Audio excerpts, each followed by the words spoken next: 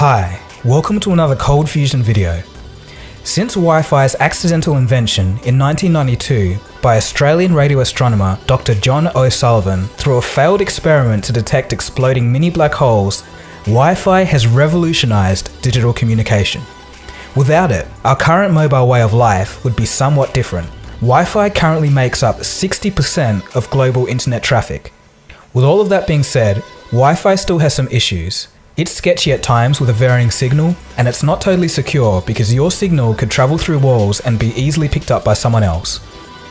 The reason for all of this is that Wi-Fi uses radio waves to transmit data. So how do we improve this technology and solve these problems? We must use something that's cheap, safe, plentiful, and more robust for data transfer. The answer? Light. Light is perfect because it's actually just part of the electromagnetic spectrum, just like radio waves, but at a much higher frequency. That is, the waves that carry the energy cycle at a much faster rate than radio waves. Light also has a frequency range 10,000 times greater than radio waves, going up to 790 terahertz versus a maximum of 300 gigahertz for radio waves. All this means is that light has the capacity to transmit vastly more pulses of data in much less time than radio waves. The concept of light being used as a medium to transfer internet data has been coined Li-Fi. Let's hear a bit more from Harold Haas, the founder of Li-Fi, in a TED Talk from 2011, right at the technology's infancy. Light bulbs installed already. So we have the infrastructure there. Look at the ceiling. You see all these light bulbs. Can we use them for communications? And there's one thing we need to do is we have to replace these inefficient incandescent light bulbs, fluorescent lights, by these new technology of LED light bulbs.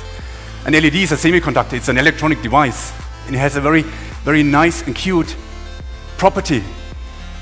Its intensity can be modulated at very high speeds, and it can be switched off at very high speeds. And this is a fundamental basic property that we exploit with our technology. So how does this all work? You all know the remote controls have an infrared LED. Basically, you switch on the LED, and when it's off, you switch it off, and it creates a simple low-speed data stream in 10,000 bits per second, 20,000 bits per second, not usable for a YouTube video. What we have done is we have developed a technology with which we transmit with our technology not only a single data stream, we transmit thousands of data streams in parallel at even higher speeds. In another part of the talk, Haas does a pretty cool demonstration. He fits a desk lamp with a normal LED bulb worth about $3. A software code makes the bulb flicker at extremely high speeds. This flickering, or pulsing, is then converted into a signal by a receiver, and then watch what happens next. So what happens when I switch on that light? As you would expect, it's a light, a desk lamp. You could put your book beneath and could read. It's illuminating the space. But at the same time, you see this video coming up here. And this is a video, high-definition video, that is transmitted through that light beam. You're all critical. You say, ha ha ha, this is a smart academic doing a little bit of tricks here. But let me do this.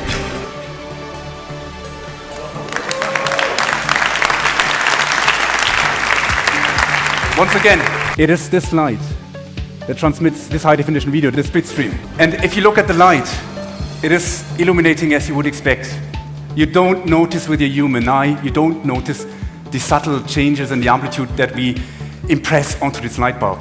It's serving the purpose of illumination, but at the same time, we are able to transmit this data. And you see even light from the ceiling comes down here into the receiver. It can ignore that constant light because all the receiver is interested in these subtle changes. Harold hopes to integrate this receiver technology into phones and even phone cameras so that they can send and receive high bitrate information through and from light. You might be wondering if the light has to be turned on the whole time to receive data. Haas says yes, but the thing is, you can actually dim the light down so that the human eye cannot detect that it's on, but the receiver still can read it. Okay, so that sounds great, but does it actually work in real life? The answer is yes. researchers have reached speeds of 10 gigabits per second in lab conditions. For a perspective, South Korea's world record internet speeds are only 100 megabits per second. Wi-Fi has also been successfully tested in a commercial context. There's been trials in offices in Estonia that are reporting transmission speeds of 1 gigabit per second, still 100 times faster than current average Wi-Fi speeds. So imagine this, you could walk into any room, switch on the light, and simultaneously instantly have an internet connection 100 times faster than your regular Wi-Fi. But it doesn't stop there. Researchers at the Oxford University have published results of visible light internet at 223 gigabits per second. With those speeds, you could download 18 1.5 gigabyte movies in 1 second. But of course, whether or not the servers will be able to serve those files to you is another story entirely. But still very impressive nonetheless. So what's the conclusion here? We could be seeing very cheap light-powered internet or Wi-Fi everywhere. This could easily lead to the Internet of Things becoming a reality, a situation where all electronic devices communicate with each other. From your mobile phone communicating with your fridge, to sensors on a bridge, warning of structural damage and potential failure to civil engineers. If Wi-Fi becomes widely available, I believe we would have turned a corner into a technological revolution that would lead to a world where the internet and transfer of information is no longer an obstacle for the average user.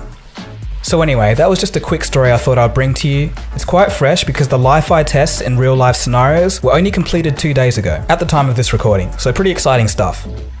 Thanks for watching, don't forget to leave a thumbs up if you liked it, comment and subscribe if you're new. If you want to know more stuff on cutting edge technology, hang around for the next 10 seconds and follow the prompts on your screen. Cheers guys, this has been Dagogo, you've been watching Cold Fusion, have a good one. Cold Fusion. It's new thinking.